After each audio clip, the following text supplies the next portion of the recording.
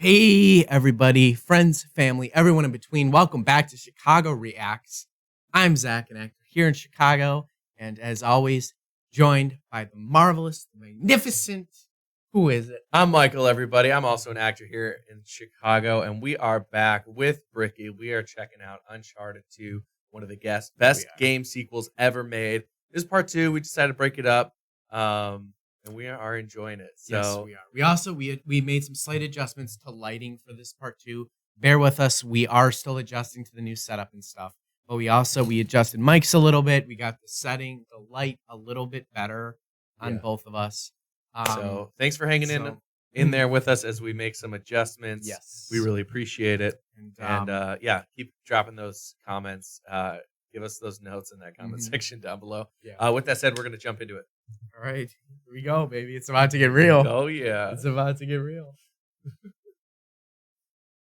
Lazarevich for your first real meeting. As far as enemies go, big bad Serbian war criminal with a fucked up face and arm really isn't that interesting. This is far from the most impressive of characters, but he's held up by his voice acting and basically his voice acting alone.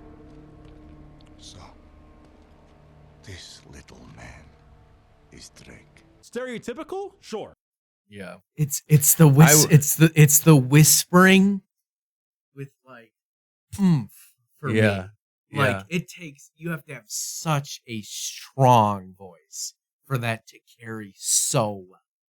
Yeah, I mean the voice actor is incredible. I do remember playing. I was like, "Oh, this is very stereotypical villain."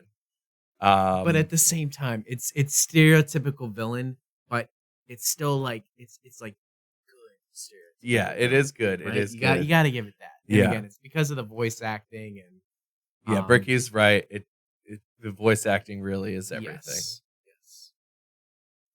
But having him on screen is a treat. He shoots the cameraman, which I saw a mile away, but then he does the stupid villain thing where he's like, kill them, and then leaves, and of course you get away, because of course you do. And this is one of those scenes where they just shouldn't be alive. So when it comes to Uncharted, you'll notice that there's gameplay and cutscenes, right? But there's two kinds of cutscenes. There's cutscenes, which are a very obvious, like pre-rendered. You can tell the graphics get up a little bit when you start them. You can just see the difference immediately from gameplay to this cutscene. It gets much more impressive. The lighting is better. Like you can tell, right? And then you have gameplay cutscenes, which basically feel like cutscenes that are in the gameplay engine or something. I don't know the exact terms for these. See, the reason why Nathan is still such an enjoyable guy is because in the cutscenes, he never acts out of aggression. He's always defending himself. He never tries to kill anyone in cold blood, so to speak. It's just not the way he works, which is why he seems so enjoyable to be around despite murdering thousands. However, cutscenes are the only real like canon parts of the game I mentioned a little bit earlier. So you can do ridiculous, miraculous gameplay things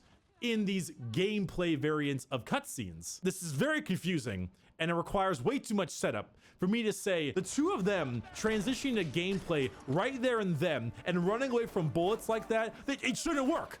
Look at the scene. They should be fucking dead. Look how close they are. Look at what they're firing at them with. Look at the way they run through the alley. They should be fucking dead. This problem persists until later on because Nate and Elena help. Like they're right there and they don't chase after them at all. Like they just shoot at them and they stumble away like that. Yeah, I remember that. It was very like, which is funny because the final one you do play Crash Bandicoot, but it is very Crash Bandicoot-esque of like running away. You know what? Yeah, now that that's kind of like a perfect Crash Bandicoot homage. Like, yeah, it is. I feel like that's what it is doing. And it's I agree. It's that thing of like this. I'm dead. There's no. This is ridiculous. There's no way this is working. But also, I'm having so much fun. Yeah. I'm so cool running away from bullets. Yeah. Chloe against Nate's wishes. Oh no! You're not coming with me. Nate, shut up. You get this really hard gameplay section where you're stuck in this tram car. It's really difficult. They're coming at you from all angles. And then two dudes just walk up with miniguns. They got miniguns now, and they're just going into your thing, and then Elena, the brass fucking nuts on this reporter just rolls up with her car while they are currently firing 2 miniguns worth of gunfire at you, and Nate's just like, oh sick, my ride's here, and he hops on in. Uber's here, I'm outside. Stretches my belief a little bit. It stretches it just a little bit. Napwis might not cut it here. This leads us to the train section. Oh, now this is the point where things get really exciting because, well, you're Nathan. You're on the train. You started as Nathan on the train. What could possibly be happening here? This train is one of the best segments in all of the Uncharted games, honestly. I think 4 might have a part that's a little bit better, but we'll get to there when we get there. For one, it's really visually appealing. Like, I know that this foliage and the stuff on the outside is some kind of loop they set up, but I can't tell where it starts and ends. It feels so organic. The way the train just moves through all of this, it goes through so many different locations, and the way the shadows are casting on the train and Nathan, it looks incredible. It puts games now to shame. This section is super long too, and it culminates in everything you've learned. There's a bunch of climbing, a bunch of combat, both inside and outside the train cars. There are obstacles to dodge, those little bing, bing, bing, bing, bing lights that you gotta make sure you don't get hit by when you're moving across the train. There's indoor fighting, outdoor fighting. It's everything you've learned all condensed into one. It's a great segment. It's also really hard at times. It's one particular part where you respawn on top of a car and there's a guy really far away, but because the enemies have that accuracy thing when you're not in cover, he just lasers you, and I died there like 20 fucking times. It was so hard, but it's still really enjoyable. This is just a spectacle in terms of both visual and gameplay scenarios. It even has one of its spectacle boss fights, another helicopter that you take down a little bit more normally, this time with like one of those mounted turret gun type things. And this part actually surprised me a little bit. I thought that the helicopter explosion was gonna be the thing that derailed the train, but it didn't. And that was just kind of the ending sort of kind of boss fight. You fight another dude in there as well, just some bigger guy. I don't know. I guess he's like a right-hand man or something. He didn't really have anything going for him. It ends with Nathan fighting Chloe, who was, I was like, why do you keep doing that? I had to do it. She was very upset. I had to do it because of the train sequence going on in the game right now. We got real life trains going on too. I mean, that was truly one of the best levels of any game I've ever played. Yeah. So enjoyable, so good. And yeah, you literally travel from like this lowland all the way to this mountain, and it is fantastic. Yeah. It's thrilling. I mean, like, people joke around about how Call of Duty nowadays like does all these massive, super unrealistic set pieces. But honestly, a lot of it was stuff like this. Yeah. That made inspired it. Yeah. Made Call of Duty say, oh, we need some of that too. Yeah. And then now they've just taken it overboard. But this was like really these massive, overly cinematic, impossible set pieces started to really come into play. Yeah. And this, I remember, taught me a lesson when I was a younger lad when I first played this game. Realize the difference between a fling and a wife. This is where Flynn arrives and shoots Nathan with... and he is then forced to shoot some exploding barrels in order to save his life, which then derails the train and then sends him sprawling into the snow. This also surprised me even more when I replayed this game, because my whole he should be fucking dead part has been shot up to the moon. He was shot at the beginning of the game, but I was expecting like 9mm or something. He was shot by a fucking Desert Eagle, and then he has suffered through a train crash and then climbed his way out of the train and then thrown around the train. I'm just listen Napwis, I know Napwis, but it's stretching. I will say, I think in this beginning sequence and everything's like falling as you climb off of it, I was like, can I even die on this thing? And I waited on one of the pole fell, and I just waited. You do die, so it is possible. In the second part, in this part. Oh, do you do the reclimb? Yeah, no, I thought I did it in the first. I think maybe it wasn't, because the first part you can't fail. Oh. The first part's like a tutorial, but I think that you do end up reclimbing the train. Oh, maybe it was the second time around, because I know I was like, I'm gonna test this to see if I can die. I can't. The second act low point. So I think we're about 2/3 of the way through the story's acts, though we still have quite a bit of game left. You eventually get rescued by a Tibetan villager. This Named guy Tenzin brings you back to this village, in which you are nursed up immediately from a fucking deagle bullet hole wound within a couple days, because of course you are. And then you walk around this nice, pretty city. You walk around this nice, pretty city for a reason. You'll find that out very soon. Yeah.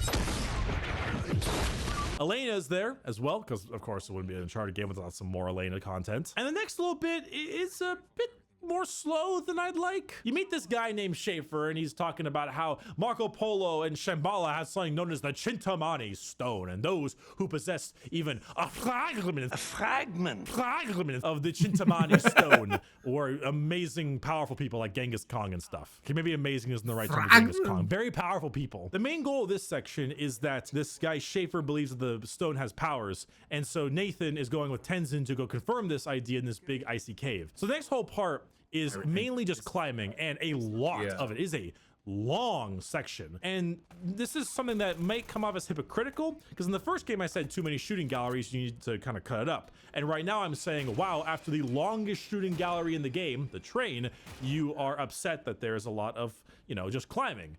And yeah, I can kind of see that concept, but I think it's just, it's too long. Tenzin does not speak English, he only speaks Tibetan, which is an interesting choice. They don't even make any kind of subtitles for him. You genuinely don't know what he's saying the entire time unless you speak Tibetan or look it up. So Nathan doesn't really have someone to do some banter off on. I mean, he has some, but not a whole lot. And also it bugs me because the reason we're here is that Nathan doesn't believe that Chintamani stone has powers. You literally fought zombies in the last game. This is crazy. What?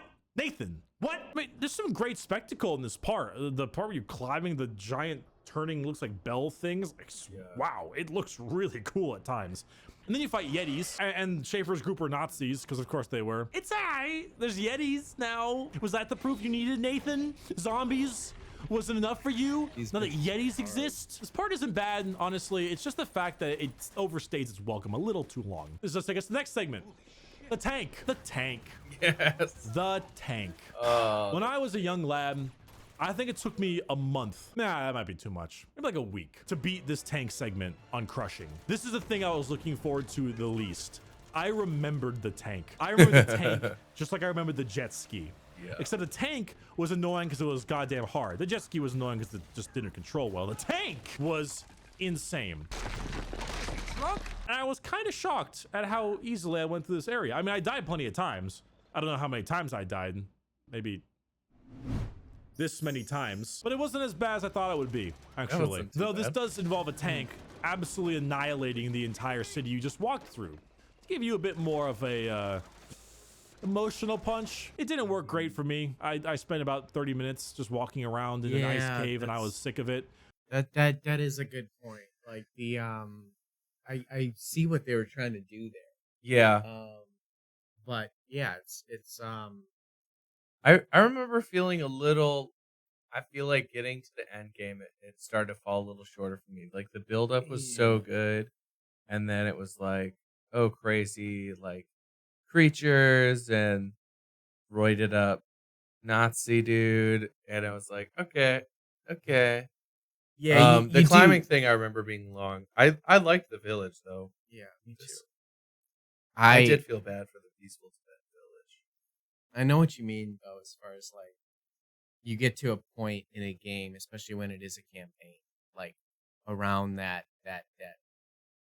I surprisingly felt it when I was playing the first BioShock. That's one of the first games where I was like, once you get past a certain point where it's not as scary anymore, and the environments are still cool, but they're not as novel. They're not as like some of the exciting. mystery is gone. Yeah, and you do kind of find yourself like almost in that like 2/3 to like 5/6 of the way done with the game, where you like navigate this space where you're kind of just going with the motions to get to the. Yeah, I feel like it's hard for game developers to really nail that part right, because they're building up to the end. In this case, they're building up to the treasure, and as the gamer, that's what you're excited about at this point is finding the treasure. Yeah, so that's an interesting point. I was happy to see a tank. Like, give me some action. spectacle boss fight, fuck it. And you know, I mean, in typical Russian tank fashion, I fire 2 RPGs at it and it's already on fucking fire. Oh, those Russians. After this, Elena gets you a car. You go do this great little convoy segment, way better than the original game where you just fire a grenade launcher. I did love the car combat though. It was so ridiculous, like leaping from vehicle to vehicle. It's like, no way this would work. Yeah. But it is so fun. No, I loved it. yeah, it was really well done in this game, and I think there's a similar segment. For you, And I think- 4, I think. I never really played 4 Oh, because 4 I was didn't good. have a PS4. 4 was good. I did watch. I remember watching with my college roommates. Though I remember getting everybody together and watching like a Let's Play together. Yeah. Because none of us had a PS4, but we Yeah. all knew Uncharted, and we found our like favorite YouTuber at the time and just sat and watched him play. But all of us, it was like a collective thing. It was awesome. It was Yeah. so cool. We had a projector and we just projected it on this massive white wall. So we were watching a Uncharted 4 Thief's End Let's Play on like on a 108-inch screen because it was sick. just projected on the wall. That's the way to watch it, Yeah. definitely. Good days, good times, good times. Launcher and machine gun. You're jumping from between car to car and firing different types of things. And it's really fun. It's a good little part. You both fall off a cliff and miraculously make your way up. Napwis. But now it's the two of you against the world into probably the longest segment of the entire game. Yeah. The Tibetan Monastery. This area is Hard. gorgeous. I love this locale. It looks beautiful. The gameplay and climbing kind of mix. There's a lot of verticality in it. Lots of ways you can flank people. Great just level design in general. Seamless, pretty, and fun. It's also really hard. This is where I had that infamous bridge section that I was locked into for like 30 minutes just trying to get my way past that awful brutal. area. Barely able to survive more than a millisecond outside of cover. But that's kind of okay because this segment is all Nathan and Elena. And Nathan and Elena content is the best content. Come on. Nice view.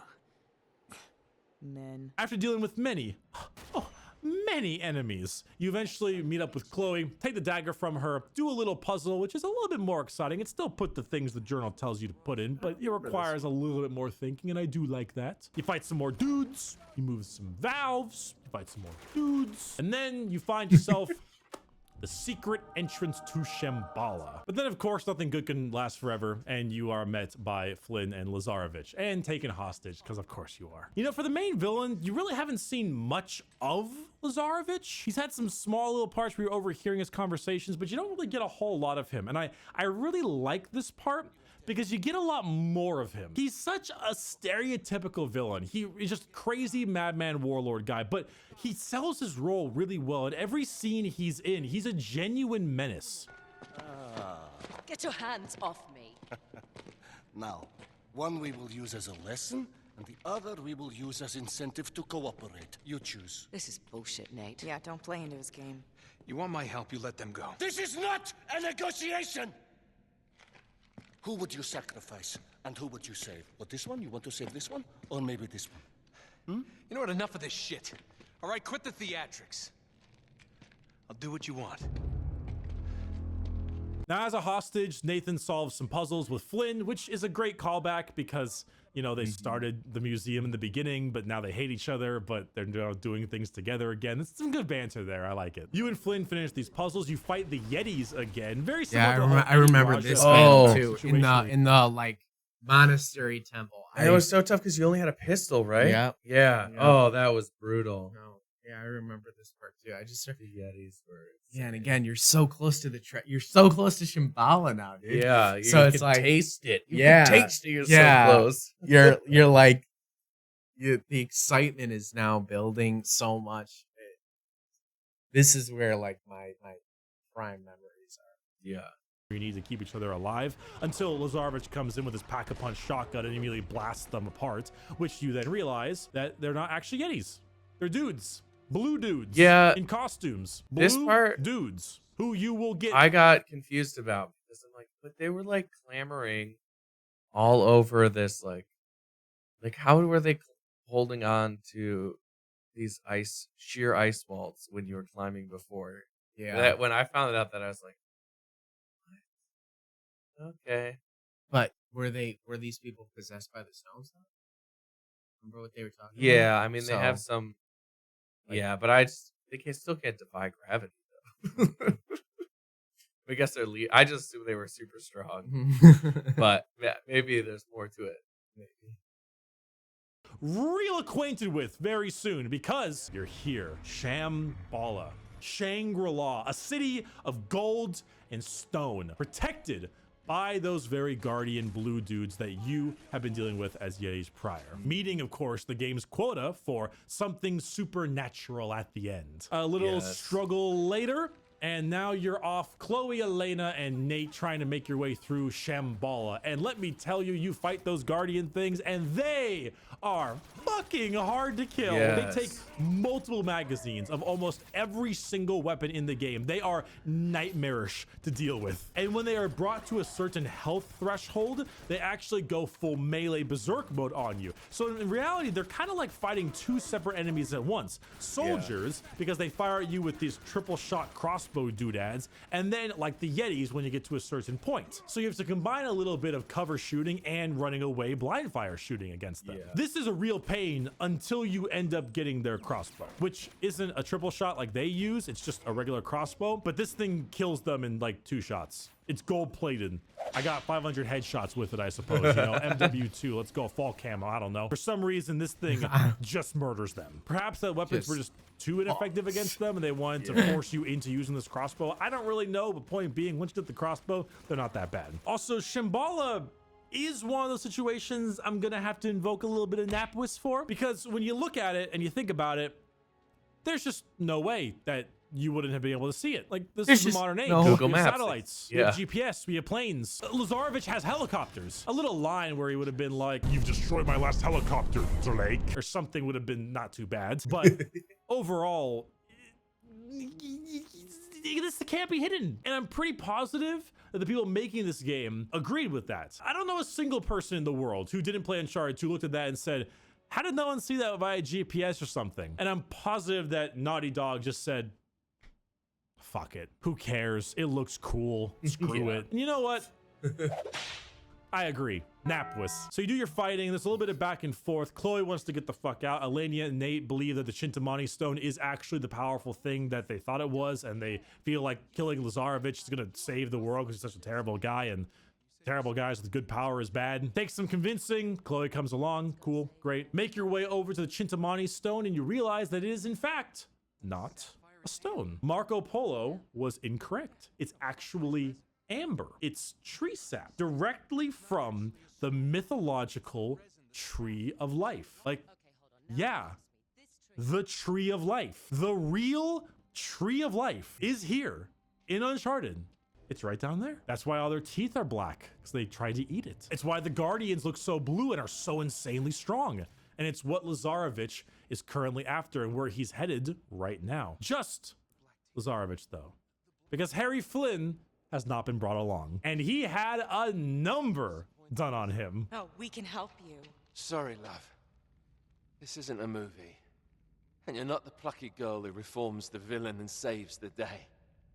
It's just not done like that. Flynn, listen to me.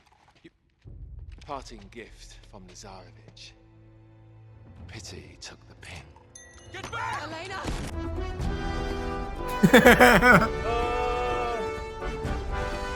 Oh, we're not seeing the end? Elena gets properly Oh, shredded okay. here, and it's a pretty jarring scene. No main gonna say, character in whoa, Uncharted whoa, has been there's in so much this like more. level of peril, this close to death. I mean, there's anything on the train, sure, but it's Nathan. We knew he was going to survive. Also, Flynn going out like that was also not expected. He was a major part of this game, and it's extremely sudden, but in the good way. He goes out in that typical douchey way where he just destroys everything along with himself. There's a combat gauntlet after this, and I gotta hand it to Claudia Black as Chloe. Her VA is just so good. She's constantly trying to help Elena along, and her dialogue it's very realistic. The way she speaks, it's like she's been in a situation like this before. It's actually kind of jarring, and it adds a lot to this scene because it feels very real. Okay, we're gonna move. Come on. You can do it. Come on, let's step over this. She nails down this level of I'm trying to keep calm. I'm trying to move you along and keep talking to you so you'll stay awake as well. Scenario. It adds more fear to the situation because you don't think Elena's gonna die. Of course, why would you ever think Elena's gonna die? And then you add Chloe's dialogue and you're thinking, okay.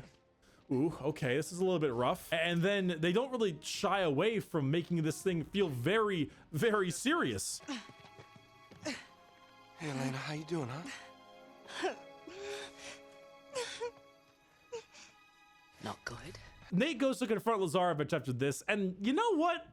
I am 100% on Chloe's side here. Don't you dare take on this stupid crusade.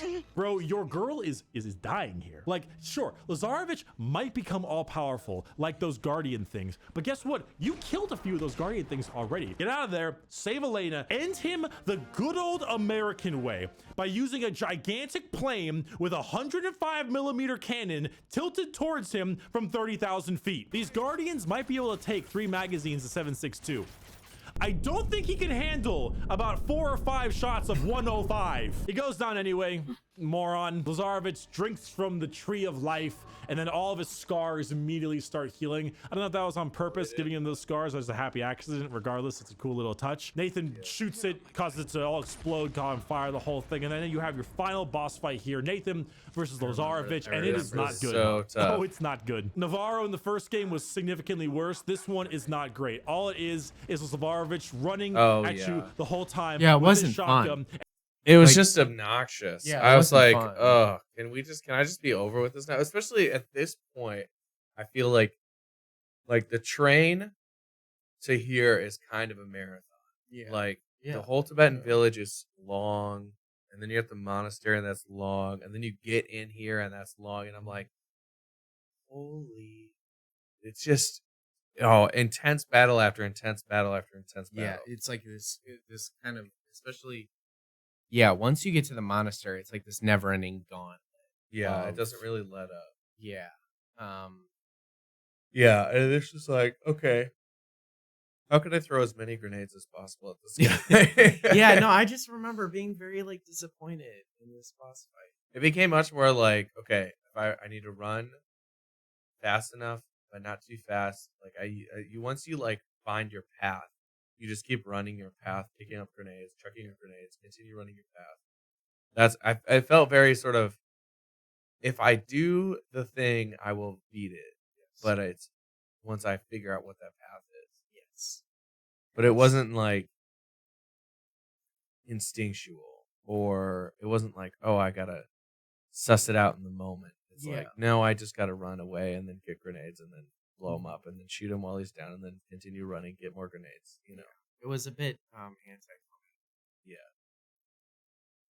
And just yeeting 5 grenades at you the entire way. And all you do is you run away from him, shoot the blue sap that he gets close to explode, and then do damage to him. Rinse and repeat in this arena over and over and over again until you win. I didn't even die. I first timed this on hard. I didn't even die once. All I did was run in circles and shoot the sap. It was so fucking easy and really bad. After this, Lazarevich tries to ludonarrative dissonance you. How many men have you killed? How many just today? I invoke Napwis on this one. Lazarevich, no, those were in gameplay, not in cutscenes. Don't try it. You're not Spec Ops. You can't do that to me. And because Nathan's our lovable hero, he doesn't shoot him. Instead, the Guardians rip him to shreds. He runs up, grabs Elena double-handed while the entire city is breaking down because you set the Tree of Life on fire, and you make your escape. Have a cutscene change. Yeah, Elena's also, back to health. Those blue guys aren't gonna kill you, even though you are burning their whole village down to the ground. Right. They're like, let's kill this crazy German Nazi guy, German which they should do also. But yeah, I remember. I think I didn't realize that the blue sap could explode, and that was really frustrating. And then I was like, oh, I think he's unkillable. Yeah. Of course, with the help of Sully, because, you know, no one dies. She's fine. This is the way it is. Chloe and Nathan's little relationship comes to an end because Nathan realizes he loves Elena more or whatever. Sully immediately takes advantage of that. Which way'd Chloe go? See you later. Oh no. You're a dirty old man, Sullivan. They have some adorable dialogue at the end of the game, some of the best in the game, actually. And then, you know, roll credits. That dialogue is actually really good, too. Should I just play the whole thing in its entirety? Because it's really good. Yeah. So, on a scale of 1 to 10, how scared were you that I was gonna die? 4. 4? Yeah, why? A 4. Yeah. You were at least an 8. An 8? You were a total 8. An 8? Those Guardian things were an 8. Are you kidding me? Yeah, those were terrifying. What's a 10? Clowns? Yeah. I hate clowns. I hate clowns. Oh my word. You thought I was dead. No. No, you thought I was gone. No, Yes, no. you did. No, I saw had you you all shed along. tears. You shed a bunch of them. Tears? Mhm. It was raining. No, it was not. Rain. It was totally sunny out and you were bawling. It wasn't sunny. You were unconscious. Whatever. I kept your tears in a jar. I have proof.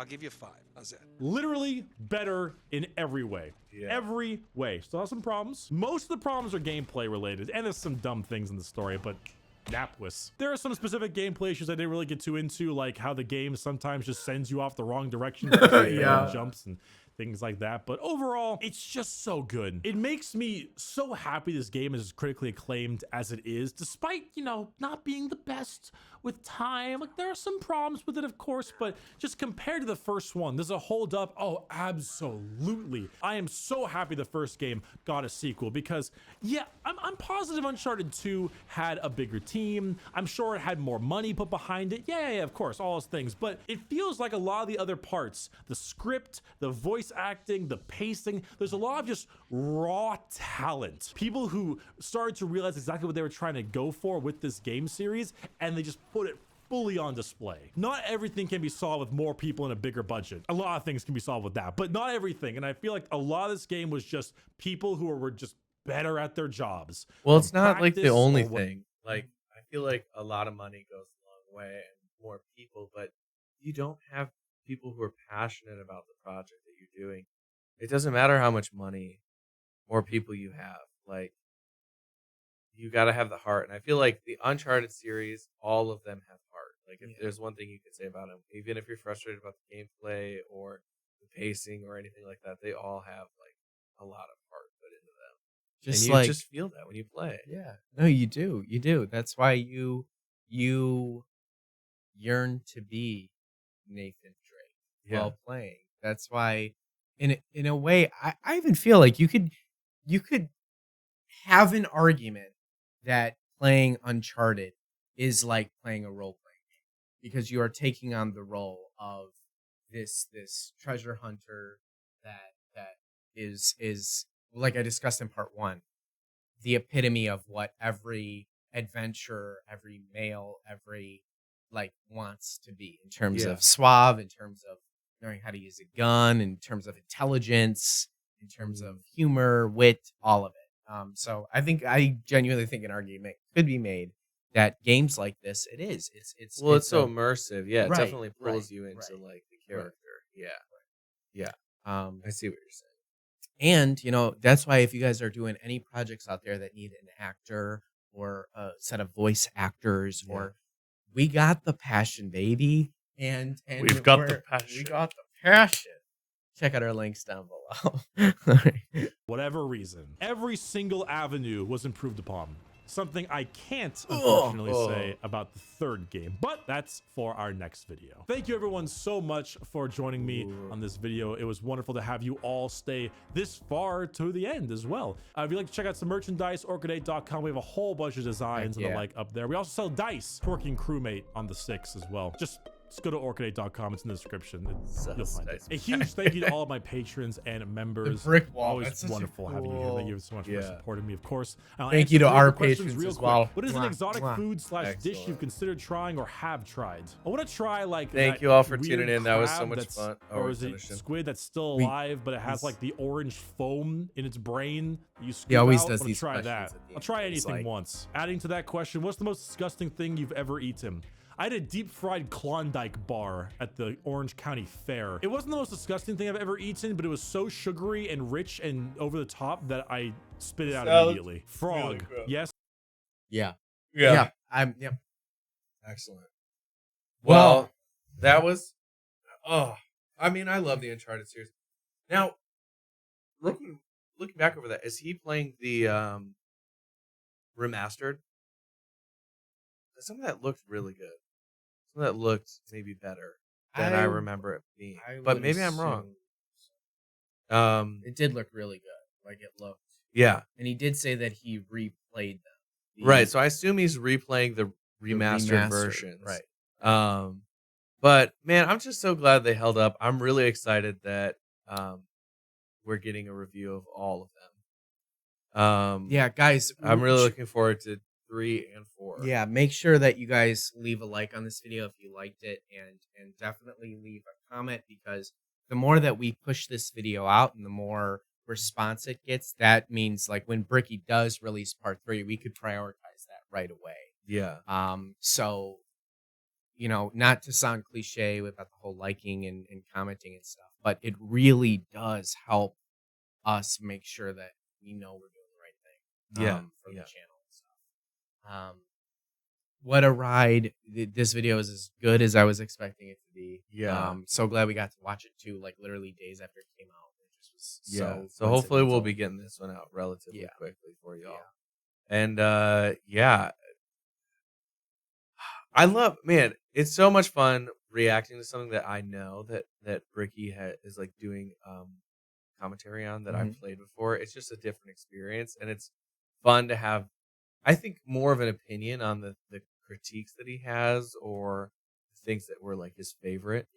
And honestly, it does give me a little insight. Hey, I probably am someone who leans towards like, I stay pretty invested in games, and there will be things where I'm like, I'm kind of out of it.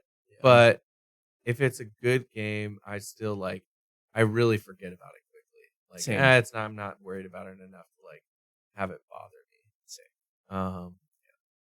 Yeah. Incredible. Thank you all for tuning in. Hit that like button, subscribe to the channel, leave a comment so you don't miss anything else, and we will see you next time. Chicago.